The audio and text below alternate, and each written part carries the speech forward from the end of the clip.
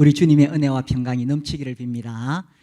우리 한번 읽어볼까요? 시작. 하나님을 가까이 하라. 그리하면 너희를 가까이 하시리라.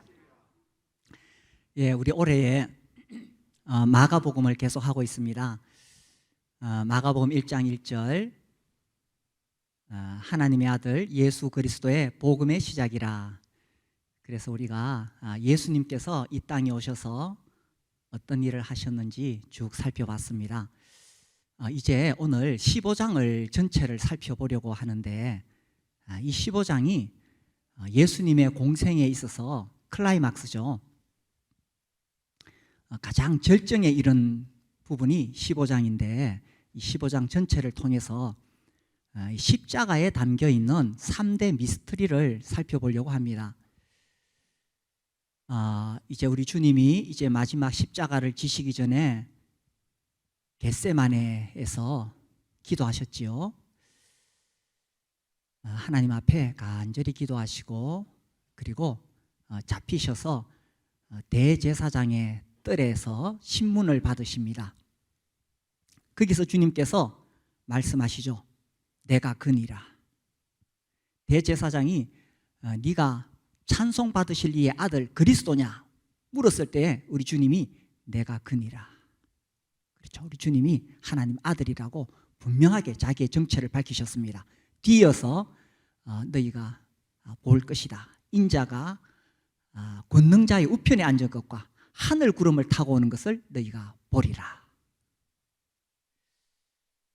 정말 전율이 흐르는 그런 말씀이죠. 대제사장과 그곳에 있는 유대인들이 신성모독이다. 어떻게 인간이 자신을 하나님이라고 말할 수 있느냐 하고 옷을 찢고 이제 죽이려고 합니다. 그래서 우리 주님을 끌고 그 당시 로마 총독이었던 빌라도에게 데려가죠. 새벽입니다. 이 새벽에 이제 빌라도는 종교적인 사람이 아니니까 정치범으로 몰아야 됩니다. 그래서 예수가 유대인의 왕이라고 한다. 그 당시 로마의 식민지였기 때문에 이것은 반역죄잖아요. 그래서 이 마가복음 오늘 읽었던 15장에 보시면 2절에 빌라도가 묻습니다. 빌라도가 묻되 네가 유대인의 왕이냐? 예수께서 대답하여 이르시되 네 말이 옳도다. 주님이 네 말이 옳도다 이 의미는 그래 네가 그렇게 말했다 그런 뜻입니다. 우리 주님은 단순히 유대인의 왕이 아니시죠. 온 우주 만물의 왕이십니다. 세상의 왕은 자기 수하 사람들에게 명령하고 복종시킵니다. 그러나 우리 주님은 온 우주 만물을 향해서 명령하시고 복종시키시죠. 그래서 질병을 향해 명령하십니다. 중풍병자, 나병 환자가 나았지요. 귀신을 향해 명령하시니까 귀신이 쫓겨갑니다. 사망을 향해 명령하셨지요. 달리다굼. 소녀야 내가 네게 말하노니 일어나라. 죽은 소녀가 벌떡 일어났습니다. 나사로야 나오너라. 무덤에 있었던 나사로가 살아서 나옵니다. 뿐만 아니라 주님은 이 자연을 향해서도 말씀하시죠. 그 파도가 몰아칠 때에 주님이 잠잠하라 고요하라 하시니까 그 흉흉하던 파도가 잠잠해졌습니다. 주님은 단순히 유대인의 왕이 아니라 온 우주 만물을 통치하시는 왕이십니다. 11세기에 영국에 카누트라는 왕이 있었습니다. 영국인들이 아주 존경하는데 카누트 그레이트. 그래서 위대한 카누트 대왕이십니다. 그 당시에 이제 영국뿐 아니라 저기 더 북쪽으로 올라가서 노르웨이 또 덴마크까지 통치하는 왕이었습니다. 이분의 그 정치적인 그런 능력이 뛰어났을 뿐만 아니라 신앙과 겸손으로 영국인들에게 존경을 받고 있습니다. 이제 이렇게 큰 영토를 지배하니까 아첨하는 신하들이 와서 아이고 왕께서 말씀하시면 세상에 있는 모든 것들이 다 복종합니다. 이렇게 아첨을 자꾸 했어요. 어느 날 이 가누트 왕이 신하들을 데리고 해변가로 갑니다. 그리고 거기서 묻습니다. 내가 저 파도를 향해서 명령하면 알아듣겠느냐? 복종하겠느냐? 물으니까 이 신하들이 아주 애매하잖아요. 평상시에 늘 왕이 말씀하시면 온 세계가 복종합니다. 이렇게 아첨을 했었거든요. 그래서 왕이 그렇게 말씀하시니까 그냥 뭐 분위기상 그랬어요.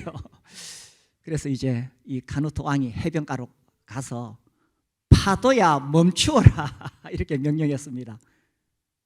어떻게 됐을까요?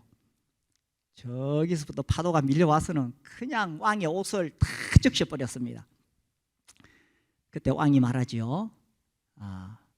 온 우주 만물을 통치하시는 진정한 왕은 하나님이시다. 그분만이 우리의 경배를 받으셔야 된다. 그러면서 자기가 쓰고 있던 왕관을 벗어서 예수님의 그 십자가상 위에 이렇게 씌워놓고는 그 이후로 왕관을 쓰지 않았다고 합니다. 우리 주님은 이렇게 질병이나 귀신이나 또 사망이나 온 우주 만물을 향해서 명령하실 수 있는 그런 권능을 가지신 왕이십니다. 그런데 이 15장에 나타나는 첫 번째 미스터리가 15절에 나옵니다. 15절, 빌라도가 무리에게 만족을 주고자 하여 바라바는 놓아주고 예수는 채찍질하고 십자가에 못 박히게 넘겨주니라. 참 이해할 수 없는 장면이지 않습니까? 그 큰 권능을 가지신 왕이 잡혀가고 이 바라바가 누구냐? 성경에 보니까 살인자, 강도, 유명한 죄수라고 되어 있습니다. 그 사람이 마땅히 십자가에 못 박혀야 되는데 그 바라바는 놓아주고 예수는 십자가에 못 박히게 됩니다. 이 왕이 힘이 없어서 이렇게 된 것입니까? 이것이 바로 십자가에 담겨있는 이 복음의 비밀입니다. 우리 주님이 힘이 없어서 이렇게 못 박히신 게 아니지요. 자, 여기서 가만히 보면 바라바와 예수 둘 중에 한 사람만 살아남게 됩니다. 이 당시에 명절이 되면 아무리 큰 죄를 지어도 풀어주는 전례가 있었습니다. 그래서 빌라도가 물었어요. 둘 중에 누구를 풀어줄까? 이 유대인들이 바라바를 풀어달라고 했습니다. 자, 여기서 바라바가 풀려나게 되면 예수가 죽어야 되고 예수가 풀려나게 되면 바라바가 죽게 되는 것입니다. 여기서 바라바는 온 인류의 예표라고 말할 수 있습니다. 그러니까 예수님이, 우리 주님이 십자가에 못 박혀 죽으시면 인류 중에 예수를 믿는 사람들이 다 풀려나게 되는 것이요, 예수님이 십자가를 지지 않으면 우리 죄인들은 다 형벌을 받을 수밖에 없는 것이지요. 그런데 이 15절에 보니까 이 큰 권능을 가지신 왕은 십자가에 넘겨지게 되고 살인자는 풀려나게 되는 것이지요. 우리 주님이 우리를 구원하시려고 자기의 권능을 다 포기하시고 십자가에 못 박혀주신 그 장면이 이 장면입니다. 이게 바로 이 복음을 잘 드러내는 그런 예표가 되는 겁니다. 이해되시죠? 둘 중에 한 사람이 죽으면 다른 사람이 사는 겁니다. 우리 주님이 죽으셨기 때문에 우리가 살게 되는 거예요. 하나님은 공의로우신 하나님이십니다. 죄인을 그냥 죄 없다고 풀어주실 수가 없습니다. 그 죄값을 갚아야만이 죄인이 풀려날 수 있는 거예요. 하나님이 우리 죄인들을 살리시기 위해서 우리의 죄값을 예수께 넘겨주셨고 그로 인해서 우리가 풀려나게 되는 거죠. 우리 로마서 5장을 볼까요? 로마서 5장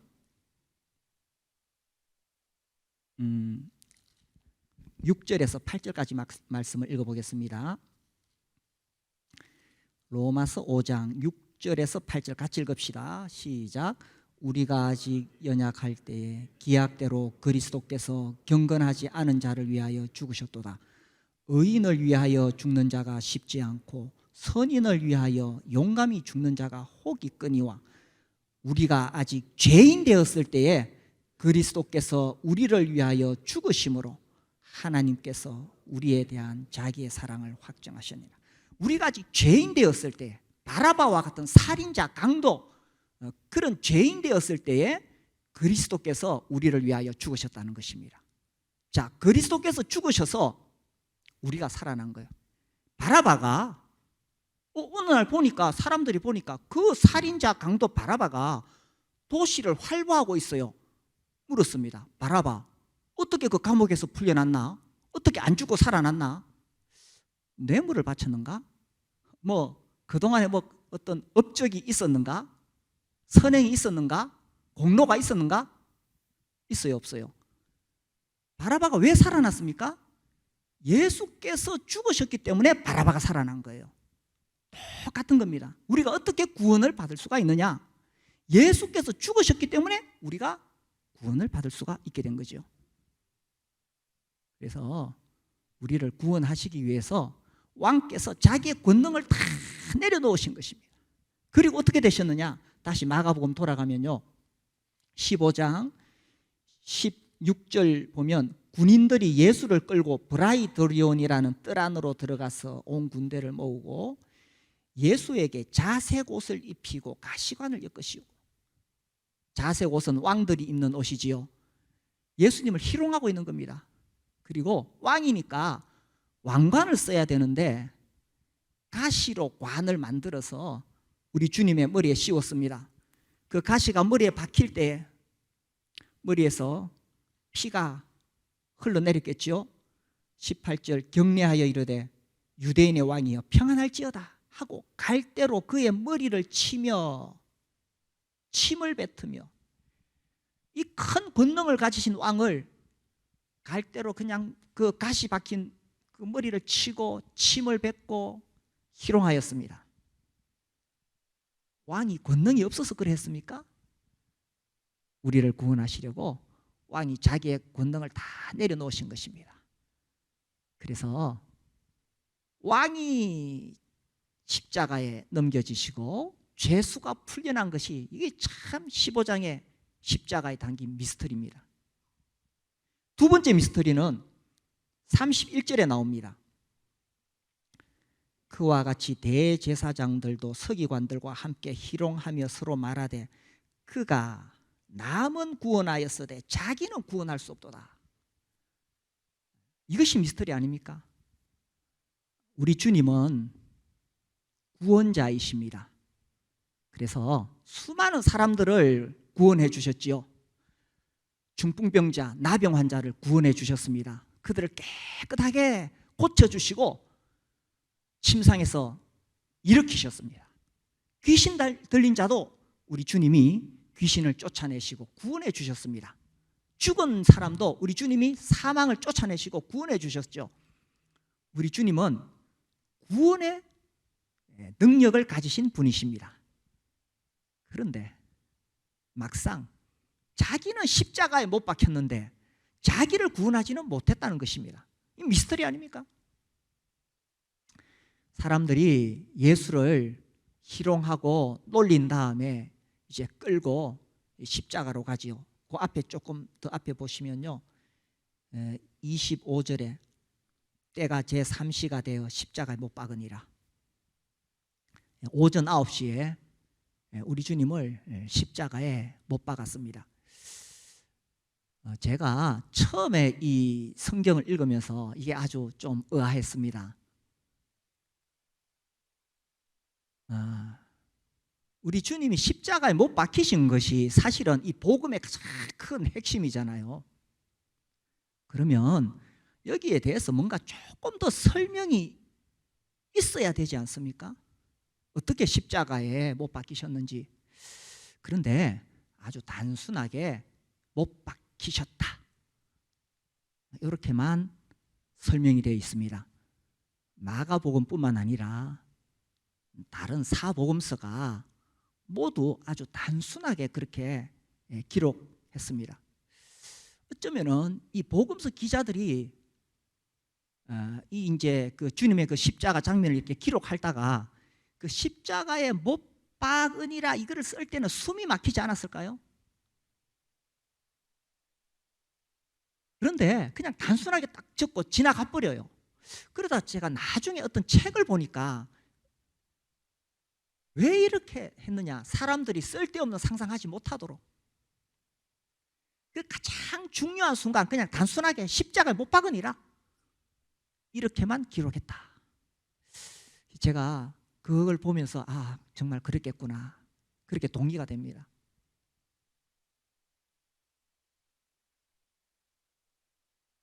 가장 그 숨 막히는 순간, 그죠? 그냥 단순하게 십자가에 못 박으니라. 그리고 사람들은 주님을 향해서 희롱합니다. 29절, 지나가는 자들은 자기 머리를 흔들며 예수를 모욕하여 이르되 아하, 성전을 헐고 사흘에 짓는다는 자여, 네가 너를 구원하여 십자가에서 내려오라. 네가 그렇게 능력 있고 다른 사람을 수없이 구원했는데 너도 십자가에서 한번 내려와 봐라 하면서 조롱하고 모욕했습니다. 제가 그 예루살렘에 갔을 때에 그 골고다라고 추정되는 이제 예루살렘 그 바깥에 이렇게 갔거든요. 근데 가보면 이제 가보신 분들이나 또 나중에 가보실 분들이 이제 가서 실제로 보시면 뭐 특별한 거 없습니다. 아주 평범한 언덕입니다. 그게 왜 그러냐 하면 이 십자가형은 고대 페르시아에서 고안한 사형법인데 어떻게 하면 사람을 가장 잔인하게 죽일 수 있을까? 이거 연구해서 만든 것이거든요. 그래서 흉악범들, 살인자, 반역자들을 나무에 이제 쇠못을 박아가지고 그렇게 죽게 하는데 이게 가장 고통스럽게 사람이 죽는 사형 방법입니다. 근데 그렇게 육체적인 고통을 당할 뿐만 아니라 사람들에게 조롱받도록, 모욕을 받도록 해요. 그래서 옷을 벌거벗기고 사람들이 많이 지나다니는 그 길목에다가 이 십자가를 세운다는 거예요. 그래서 지나가는 사람들이 그냥 욕하고 지나가도록 그런 장소에다가 십자가를 세운다는 거예요. 그래서 사람들이 지나가면서 이렇게 모욕하고 조롱하는 거지요. 네가 진짜 구원자라면 너부터 구원해라 라고 하는 것입니다. 본인이 구원자인데 다른 사람들은 수없이 구원했는데 자기는 정작 구원을 못 받으니 이게 미스터리 아닙니까? 그러나 여기에 십자가 복음의 비밀이 있다는 것입니다. 만약 우리 주님이 그 십자가에서 내려오셨으면 어떻게 됐겠어요? 만약 주님이 그 십자가 육체적인 고통, 그분은 사람이셨으니까, 그리고 그분이 바로 신이신데 그 피조물들로부터 온갖 조롱과 모욕을 받으셨을 때에 내려오셨다면 어떻게 되겠어요? 우리는 아무도 구원받을 수가 없습니다. 그분이 왜 십자가에서 못 내려오셨느냐? 그분이 거기서 내려오시면 아무도 구원을 받을 수가 없기 때문에 그래서 묵묵히 십자가에서 죽어가신 것이죠. 그래서 그 밑에 32절에 이스라엘 왕 그리스도가 지금 십자가에서 내려와 우리가 보고 믿게 할지어다. 십자가에서 한번 내려와봐라. 주님이 지금 능력이 없어서 거기에 못 박혀 계십니까? 주님을 그 십자가에서 뛰어내리지 못하게 하는 것이 그 쇠못이겠습니까? 그것은 우리를 구원하시고자 하시는 주님의 사랑이었다는 것입니다.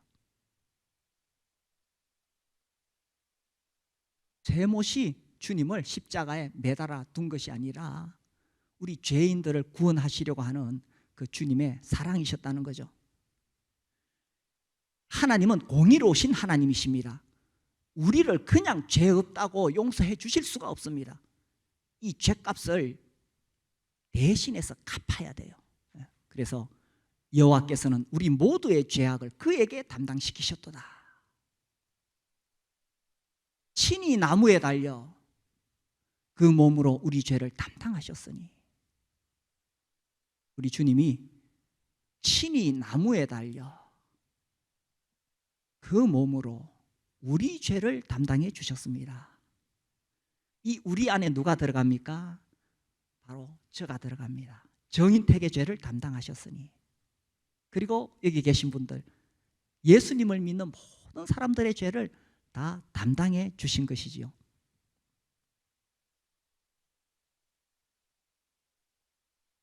그래서 우리 주님께서 그렇게 십자가에 못 박히셨습니다.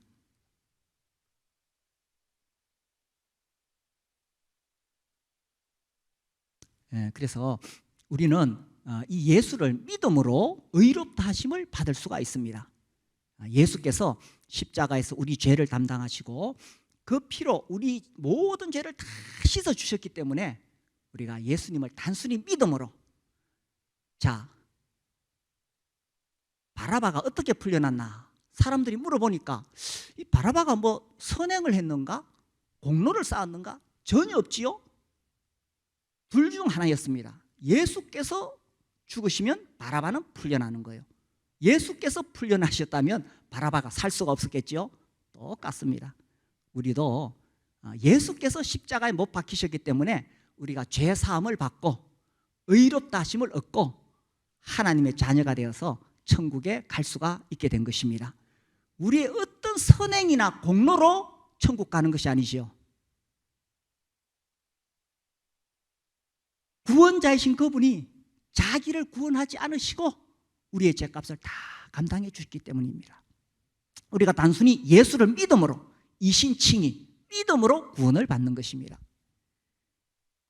제가 이 은혜의 복음, 나의 공로나 선행으로 구원받는 것이 아니라 오직 하나님의 은혜로 예수의 피로 구원받는다고 전하니까 종종 사람들이 이런 질문을 해요.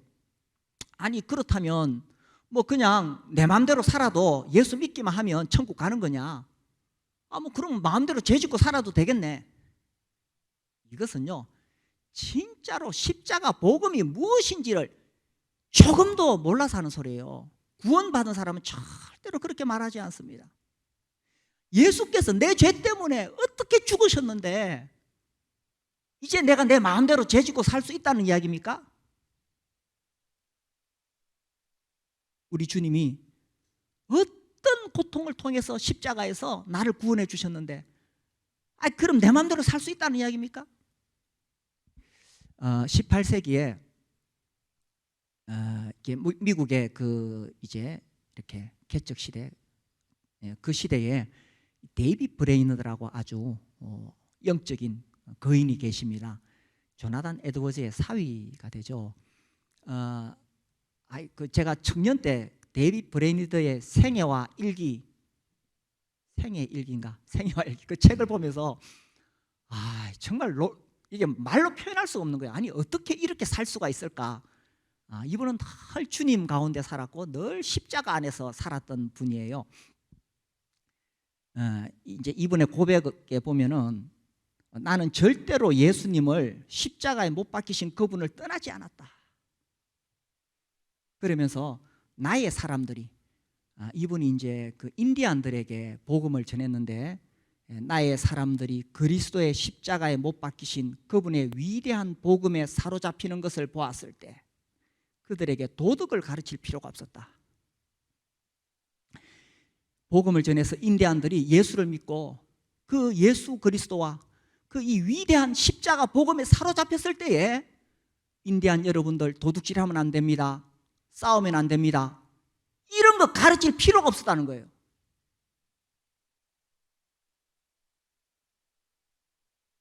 나의 인디안들은 그리스도와 십자가에 못 박히신 분의 가르침에 사로잡힐 때 거룩의 옷을 입기 시작했고 이들의 삶은 작은 일에서도 거룩해지기 시작했다. 그래서요, 정말 십자가의 복음, 은혜의 복음을 깨닫고 예수를 영접한 사람에게 뭐 도덕 이야기가 필요가 없다는 겁니다. 주님이 십자가에 못 박힐 때 나도 못 박혔고 내가 그리스도와 함께 십자가에 못 박혔다. 이제 내 안에 그리스도가 사신다. 그런 믿음이 자연스럽게 생길 수밖에 없기 때문이죠.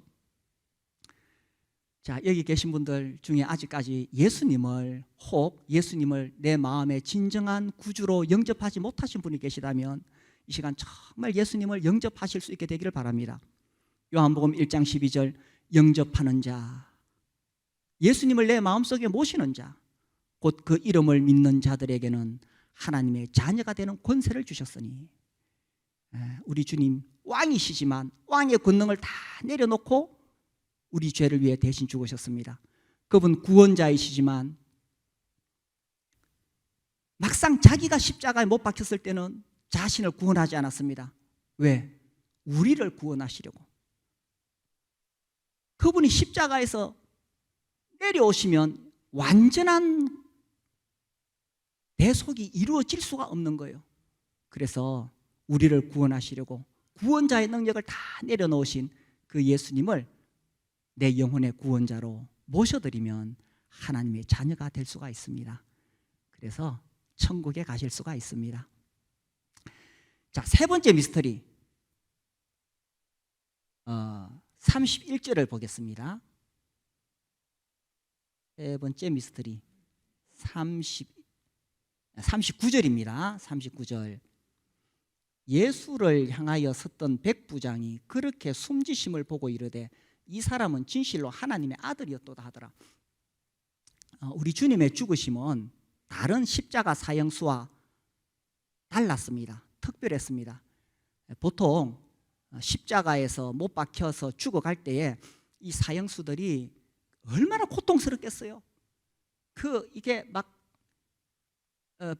근육이 뒤틀리고 뼈가 어그러지고 몸에서 피가 쏟아져 나가니까 얼마나 고통스럽겠어요. 그래서 온갖 저주와 욕설을 다 퍼붓는답니다.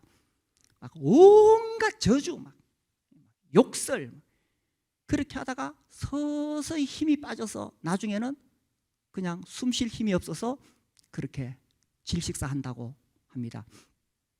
그런데 우리 주님은 십자가에 못 박히신 그 상태에서도 온유와 인내로 죽음을 맞이하시지요. 자기를 십자가에 못 박는 그들을 향해 아버지여 저들을 용서하소서, 자기들이 하는 일을 알지 못합니다, 그렇게 말씀하시고, 또 자기를 향해 욕하는 좌우의 강도들에게도 온유하게 대하시고,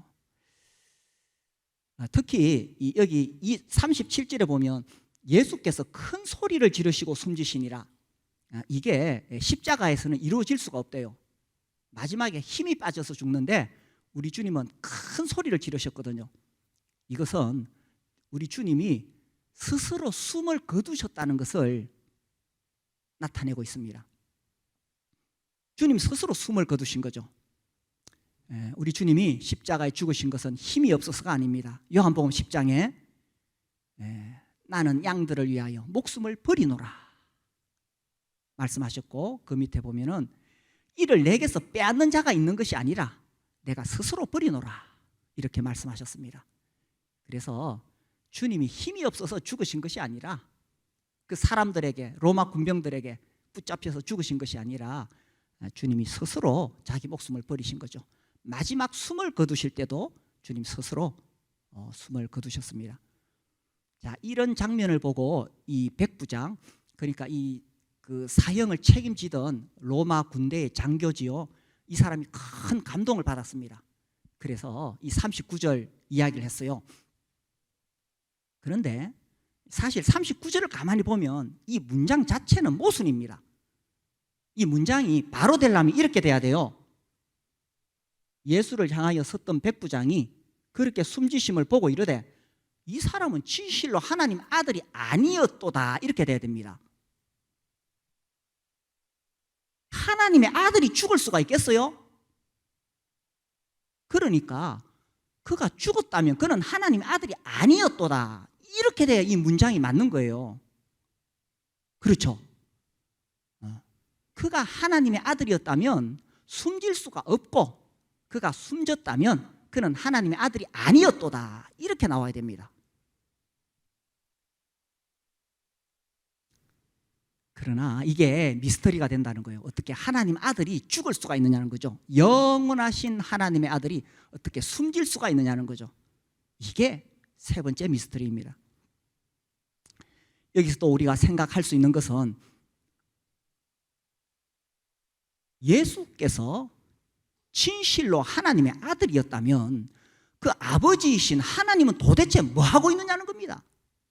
자기 아들이 죽어가는데 만약 대구 시장님 아들이 납치가 되었다. 아마 모든 공권력을 동원해 가지고 구해낼 겁니다. 뭐 사람들에게 나중에 무슨 소리를 듣더라도 그렇게 하겠죠. 근데 우리 하나님은 도대체 뭘 하고 있었던 겁니까? 우리 주님 여기 34절에 보시면 제9시에 예수께서 크게 소리 지르시되 엘리 엘리 라마 사막다니 하시니 이를 번역하면 나의 하나님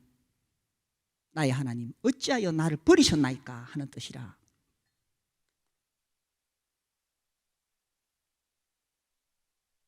하나님이 이 순간 그 아들을 버리셨다는 것입니다. 왜 이렇게 되셨느냐? 하나님은 공의로우신 하나님이십니다.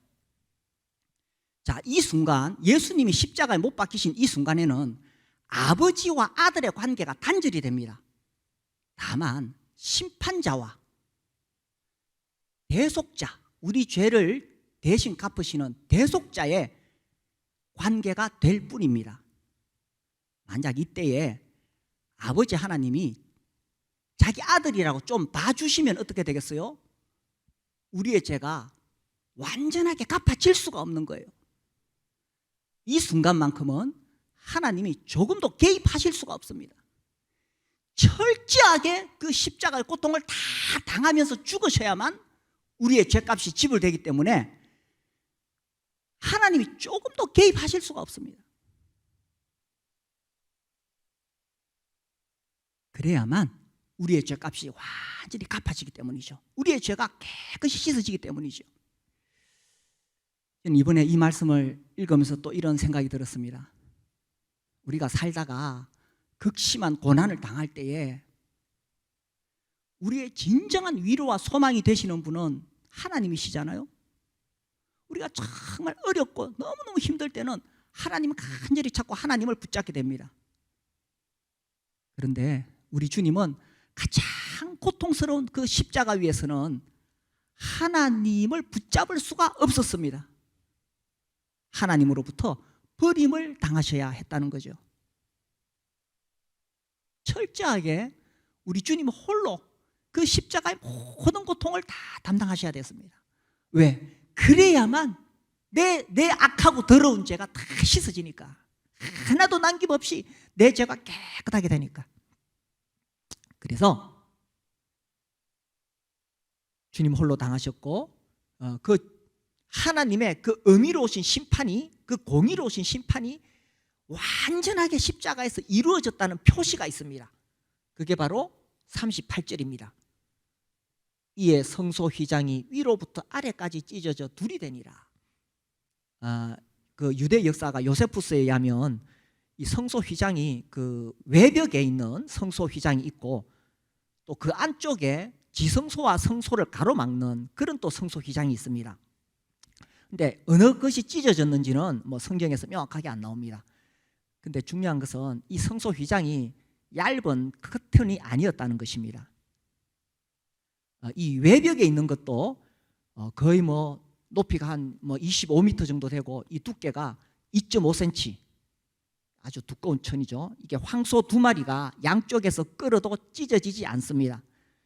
이 두꺼운 이 휘장이 위에서부터 아래로 찢어졌다는 것은 하나님께서 하신 일입니다. 이 성소 휘장이 찢어졌다는 것은 이제는 우리가 성소 안에 들어갈 수 있다는 것을 강하게 보여주는 상징이지요. 그리고 그 안에 지성소와 성소를 가로막는 그 휘장이 찢어졌을 수도 있습니다. 그 이제 유대인의 그 구전을 기록한 미시나에 보면은 그 안에 있는 성소 휘장은 더 두껍습니다. 이 폭은 한 11m, 이 높이는 한 22m 정도 되는데 두께가 한 10cm 됩니다. 이건 뭐 황소 4마리가 사방에서 끌어도 찢어지지 않겠지요.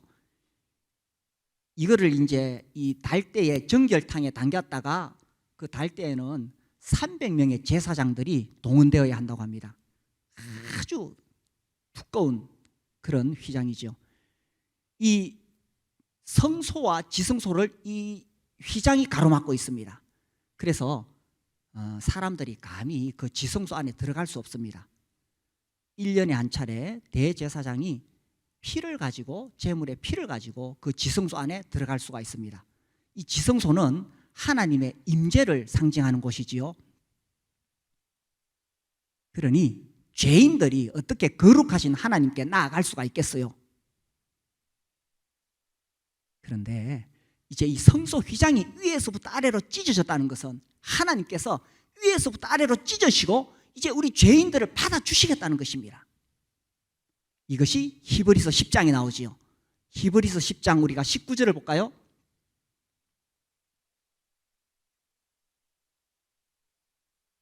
히브리서 10장 19절 20절을 읽어봅시다. 우리가 이제 예수의 피를 힘입어 하나님께 나아갈 수 있습니다. 19, 20절 시작.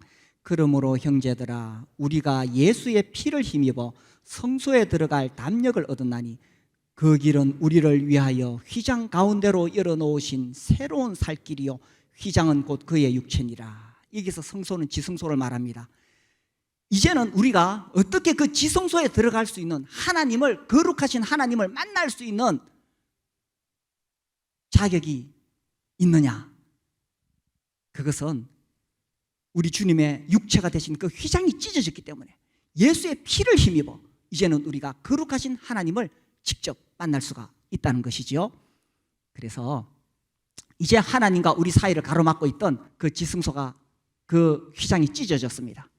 그래서 이제 우리가 예수의 피를 힘입어 하나님께 나아갈 수가 있게 된 것입니다. 하나님께서 우리 죄를 기억하지 않으십니다. 17절 18절을 한번 읽어봅시다. 17절 또 그들의 죄와 그들의 불법을 내가 다시 기억하지 아니하리라 하셨으니 이것들을 사하셨은즉 다시 죄를 위하여 제사 드릴 것이 없느니라. 그럼요, 하나님의 아들이 피를 흘리셔서 우리 죄를 다 씻어주셨는데 이제 하나님께서 우리 죄를 이제는 기억도 안 하시겠다 하고 약속해 주셨습니다. 그렇게 선언해 주셨습니다. 이제 예수의 피로 너희 모든 죄가 다 씻어졌다. 과거에 내가 지은 죄, 지금 내가 짓고 있는 죄, 내가 앞으로 살아가면서 내 연약함으로 어쩔 수 없이 지을 수밖에 없는 미래의 모든 죄까지, 모든 죄 다 씻어졌다. 내가 기억도 안 한다. 우리 하나님께서 선언해 주셨습니다.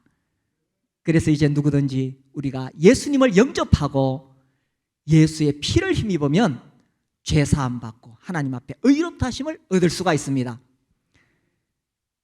이제 하나님 자녀가 되어서 천국에 갈 수 있습니다. 이것이 하나님께서 우리에게 행하신 놀라운 일이죠. 우리가 이 하나님을 찬양하고 예수의 십자가 복음을 전하면서 그렇게 우리의 남은 생애를 살아갈 수 있게 되기를 바랍니다. 기도하겠습니다.